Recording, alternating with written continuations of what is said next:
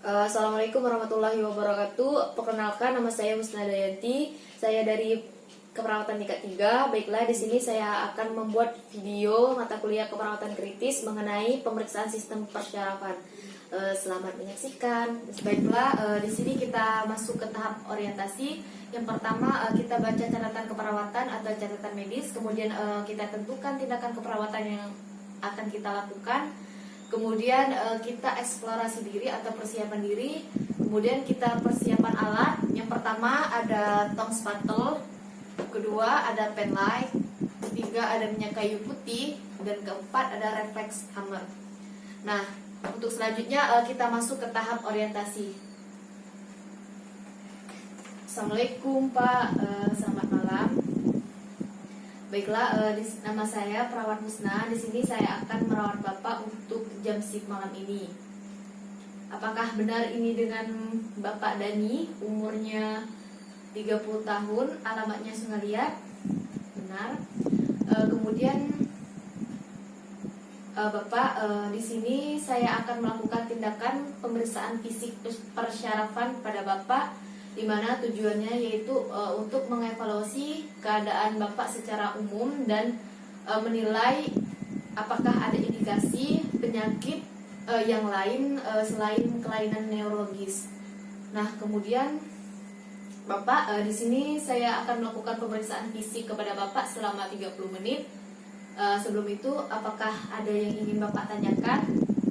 Baiklah, kalau tidak ada, Bapak, apakah Bapak setuju saya melakukan tindakan pemeriksaan fisik kepada Bapak? Baiklah, Bapak setuju. Kemudian kita dekatkan alat dengan pasien. Selanjutnya kita jaga privasi klien dengan menutup tirai. Kemudian kita masuk ke tahap yang ketiga, yakni tahap kerja. Yang pertama kita melakukan cuci tangan 6 langkah menggunakan hand rub. Nah, setelah itu kita melakukan anamnesis kepada pasien. Yang pertama kita tanyakan keluhan utama pasien. Kita tanyakan keluhan utama pasien secara detail, meliputi pusing, mual, muntah, vertigo, kelemahan salah satu bagian tubuh, lidah terasa berat dan kaku, dan sebagainya. Nah, kemudian kita tanyakan riwayat kesehatan dahulu pasien seperti apa, dan kita tanyakan juga riwayat kesehatan keluarga pasien seperti apa. Nah, setelah itu kita masuk ke pemeriksaan sistem persyarafan, yakni mengkaji tingkat kesadaran pasien. Ada dua, kualitatif dan kuantitatif. Nah, untuk kualitatif ini terdiri dari kompos mentis, delirium, somnolen, stupor, koma ringan, dan koma dalam.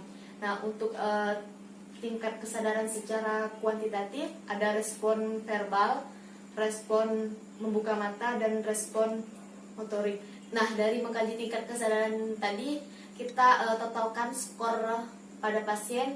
Nanti kita bisa lihat pasien tersebut masuk ke tingkat kesadaran yang mana. Baiklah, selanjutnya kita mengkaji pemeriksaan fungsi kortikal luhur dengan menggunakan skala mini-mental. Nah, untuk yang pertama kita masuk ke orientasi. Ada dua. Yang pertama, sekarang kita tanyakan, Bapak tahu nggak sekarang ini tahun berapa? Kemudian untuk yang kedua kita tanyakan, Bapak tahu nggak sekarang kita berada di mana? Nah, untuk yang kedua ada registrasi. Untuk registrasi ini kita menyebutkan misal 3 barang, meja, koin, dan apel. Nah, kita mintakan kembali untuk Bapak tadi mengulang 3 benda tersebut. Nah, kemudian ada atensi dan kalkulasi. Misalkan nilai kita suruh mengurangi 100 dikurang 7 berapa, atau dengan cara misalkan kita menuliskan kayu, KKYU, kita suruh bapaknya apakah bisa tidak untuk membalik kata kayu tadi, bisa menjadi kuya. Nah, yang keempat, mengingat kembali. Pasien disuruh untuk mengingat nama benda yang di atas. Nah, untuk yang kelima ada bahasa. Yang pertama kita suruh pasien menyebutkan nama benda yang ditunjukkan. Misalkan ini, Bapak tahu ini apa enggak? Misalkan bapaknya tahu disebut ini pen light, atau misalkan ini pensil. Kemudian kita suruh pasiennya untuk mengulang kata namun bila. Nah, kemudian kita suruh pasien untuk mengambil, Bapak boleh nggak Bapak ambil pulpen misalkan yang ada di meja ini. Nah, dan kita suruh untuk meletakkannya misalkan di lantai. Nah, selanjutnya kita suruh pasien untuk membaca dan melakukan perintah. Misalkan contohnya, Bapak pejamkan mata Anda. Kita suruh. Nah, yang selanjutnya kita suruh pasien menulis dengan spontan. Misalnya kita suruh menulis nama bapaknya yang tadi Dani. Nah, kemudian kita suruh bapaknya untuk menggambar benda di bawah ini. Nah, untuk misalkan 24 sampai dengan 30 itu total skornya normal. Nah, untuk 17 sampai 23 itu probable gangguan kognitif. Nah, untuk nilai 0 sampai 16 itu definite gangguan positif. Nah, untuk selanjutnya kita mengkaji rangsangan Mini-Mens. Yang pertama kita melakukan pemeriksaan kaku tunduk. Kita minta salah satu tangannya berada di belakang dan kemudian tangan satunya lagi kita suruh ke depan. Kemudian kita tekuk sampai menyentuh dada. Kemudian kita melakukan pemeriksaan Kernig signs dengan cara kita fleksikan pada panggul persendian sampai membentuk 90 derajat seperti ini. Kemudian kita ekstensikan bagian tungkai bawah. Nah, kemudian kita melakukan pemeriksaan Descent dengan cara pasien diminta berbaring lurus, kemudian satu tungkai diangkat lurus, dibengkokkan pada persendian panggulnya membentuk sudut 70 derajat seperti ini. Nah, kemudian kita masuk ke pemeriksaan Brzezinski 1. Kita tekuk bagian kepalanya seperti ini, kemudian kita angkat kedua tungkai bawah ini membentuk sudut 90 derajat. Baiklah, selanjutnya kita mengkaji saraf kranial pasien. Yang pertama ada saraf olfaktorius. Di sini kita beritahukan dulu Bapak, di sini saya ingin memeriksa penciuman Bapak. Misalkan ini ada minyak wangi, kita dekatkan ke hidung pasien, kemudian kita tanyakan ini bau apa. Kemudian bapaknya menjawab bau minyak wangi, berarti benar. Kemudian kita masuk ke pemeriksaan nervus opticus. Misalkan di sini pemeriksaan dilakukan menggunakan Snellen chart dengan jarak 6 meter. Misalkan salah satu matanya kita tutup. Nah, misalkan jarak 6 meter ini tersedia angka, misalkan menggunakan kertas, ditanya ini huruf apa. Kemudian bergantian dengan mata yang satunya lagi dengan jarak 6 meter dan kita tunjukkan misalkan ini ada huruf 6, berarti misalkan pasien benar menjawabnya berarti masih normal. Kemudian ada tadi pemeriksaan lapang dada dilakukan dengan perimeter atau kampimeter dengan tes konfrontasi. Dengan cara pemeriksa yang memiliki lapang dada normal duduk berhadapan dengan pasien di mana kedudukan mata keduanya sama tinggi. Fiksasi mata pasien dengan meminta melihat ke mata pemeriksa dan tutup mata yang tidak diperiksa. Pasien yang menatap ke depan ketika suatu benda yang mencolok didekat oleh pemeriksa memasuki kawasan medan penglihatannya dan berbagai arah terlihat olehnya. Nah, kemudian kita memeriksa nervus oculomotorius, trochlearis, dan abdusen. Yang pertama kita melakukan pemeriksaan pupil. Kita beri rangsangan cahaya antara mata kiri dan mata kanan. Kemudian kita bandingkan apakah bentuknya simetris atau tidak, bentuk dan ukurannya sama tidak. Jika misalkan normal diberi rangsangan cahaya, maka kedua pupilnya akan mengecil. Nah, kemudian kita melakukan pemeriksaan pergerakan bola mata. Nah, misalkan ini ada satu benda, kita perintah untuk pasien mengikuti gerakan benda yang kita gerakan. Dari arah saya, pergerakannya misalnya ke kanan, bola matanya ikut mengikuti arah gerakan yang saya berikan. Kemudian misalkan ke arah kiri saya, pasien juga mengikuti ke arah kiri saya. Pergerakan bola matanya ya. Baiklah, untuk selanjutnya kita melakukan pemeriksaan nervus trigeminus. Yang pertama kita melakukan pemeriksaan sensoris, misalkan ini ada kapas. Kita minta pasien menutup mata, kemudian kita mengoleskan ke daerah wajah, satu sisi wajahnya, dan kita tanyakan apakah yang dirasakan benda tumpul atau halus. Tapi umumnya digunakan pemeriksaannya benda tumpul dan benda tajam. Tapi di sini saya hanya menggunakan benda tumpul saja, takut kalau benda tajam terjadi sesuatu yang tidak diinginkan. Nah, kemudian kita melakukan pemeriksaan motorik. Kita meminta pasien mengunyah, kemudian pemeriksa melakukan palpasi pada area otot masseter. Perhatikan dan rasakan pergerakan otot masseter saat mengunyah. Kemudian kita masuk ke pemeriksaan nervus facialis. Di sini pemeriksaan ini ada dua, yakni pemeriksaan motorik dan sensoris. Fungsi dari sensoris untuk pengecapan 2/3 anterior lidah, dan motorik dilakukan dengan memeriksa ekspresi wajah. Nah, pertama kita minta pasien untuk mengikuti perintah kita secara bergantian, misalkan menutup mata dengan kuat, kemudian tersenyum lebar, mengerutkan dahi, dan mengembungkan pipi dengan bibir tertutup. Nah, kemudian kita perhatikan kesimetrisan wajah kiri dan kanan pada arah pemeriksa.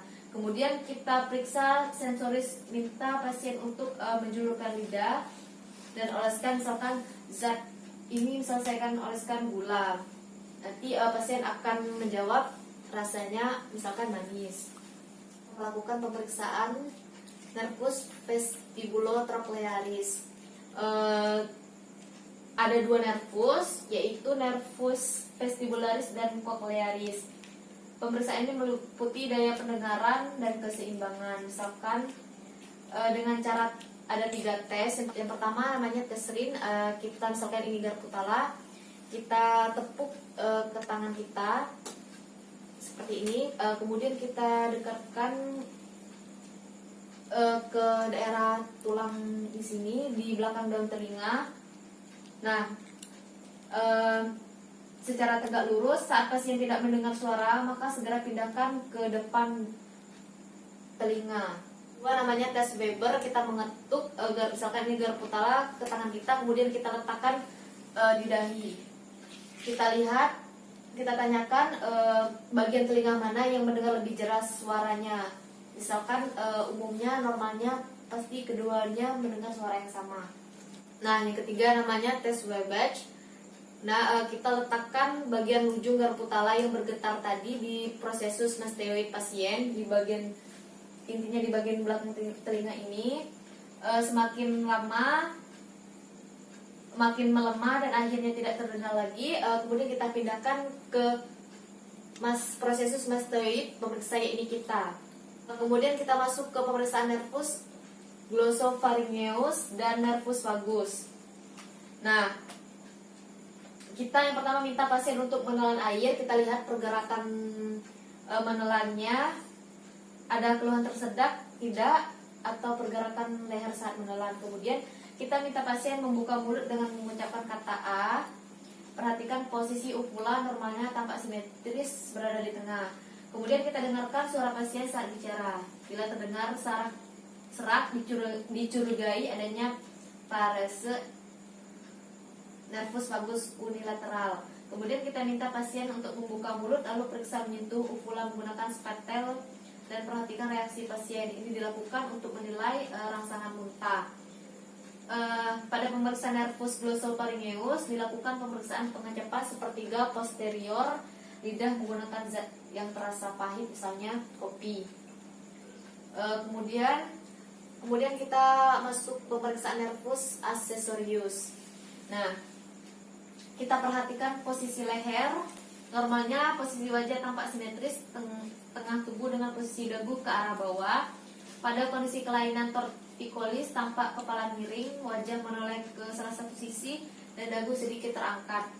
Nah, pemeriksaan menjelaskan pada pasien untuk menoleh ke arah kiri dan kanan secara bergantian dengan ikuti pergerakan leher. Pergerakan ini dilakukan pemeriksa mengacungkan jari tangan, kemudian minta pasien mengikuti tangan tersebut dengan pergerakan leher. Misalkan arah lehernya saya mengarahkan ke kanan, saya mengikuti ke kanan saya, kalau ke kiri saya. Kemudian pemeriksa menekan bahu pasien ke arah bawah, minta pasien untuk melawan ke atas. Nah, misalkan kita tekan, kita minta untuk pasien melawan berarti ke arah atas. Kita akan menekannya tadi ke arah bawah. Kemudian kita masuk ke pemeriksaan nervus hipoglossus. Pasien diminta untuk menjulurkan lidah, perhatikan posisi lidah pada keadaan normal, lidah berada di tengah dan bila tampak condong ke salah satu sisi tubuh menandakan adanya kelumpuhan. Pada kondisi lumpuh, lidah akan condong ke arah sisi yang mengalami kelumpuhan.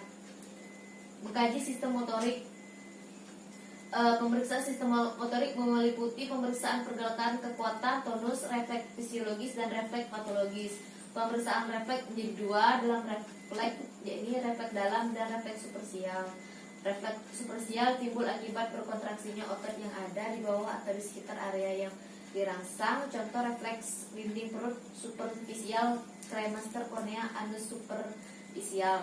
Kalau refleks dalam, regang otot timbul oleh regang otot yang disebabkan oleh rangsangan sebagai jawaban berkontraksi. Contoh refleks dalam yaitu refleks tricep, bicep, patella, dan lain-lain.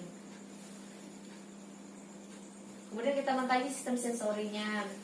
Yang pertama, pemeriksaan sensoris meliputi eksentrosepsis, superficial, proprioseptis, dalam, tip, interoseptif, proprioseptif, dalam, interoseptif, visceral, khusus, saraf kranial, dan somatostesial luhur.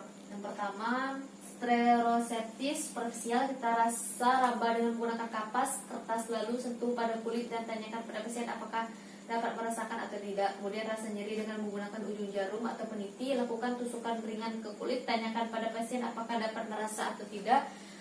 Rasa suhu tubuh, sentuhan tabung yang berisi air panas atau air dingin ke kulit pasien, tanyakan pada pasien apakah dapat merasa atau tidak.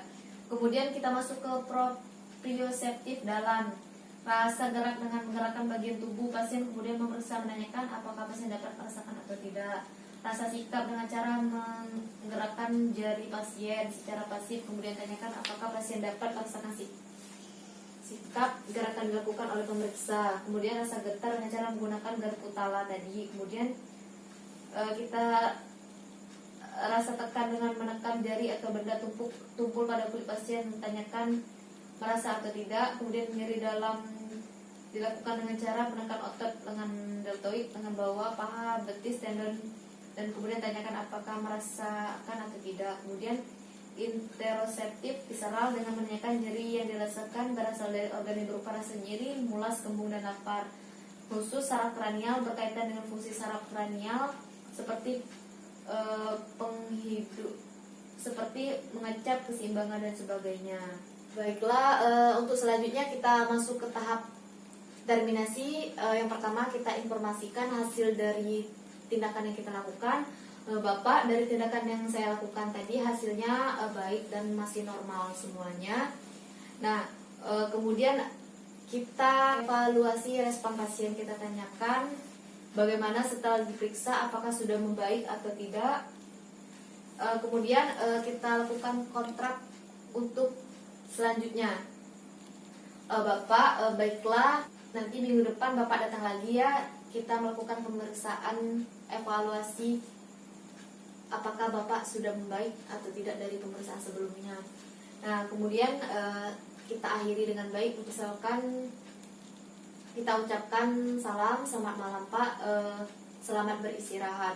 Nah, tidak lupa untuk yang terakhir kita melakukan cuci tangan 6 langkah kembali dengan menggunakan hand rub. Nah, untuk terakhir tahap dokumentasi, yang pertama kita catat nama, umur, dan alamat pasien. Kemudian kita catat diagnosa perawatannya, kita catat tindakan yang telah kita lakukan tadi apa. Kemudian kita respon pasien. Kemudian kita evaluasi hasil tindakan yang kita lakukan tadi, tanggal dan jam pelaksanaan. dan nama dan tanda tangan perawat. Baiklah, itulah video mengenai pemeriksaan sistem persyarafan. Saya mohon maaf apabila ada kesalahan baik dalam penyampaian kata maupun materinya, karena di sini saya masih proses pembelajaran. Saya ucapkan terima kasih. Wassalamualaikum warahmatullahi wabarakatuh.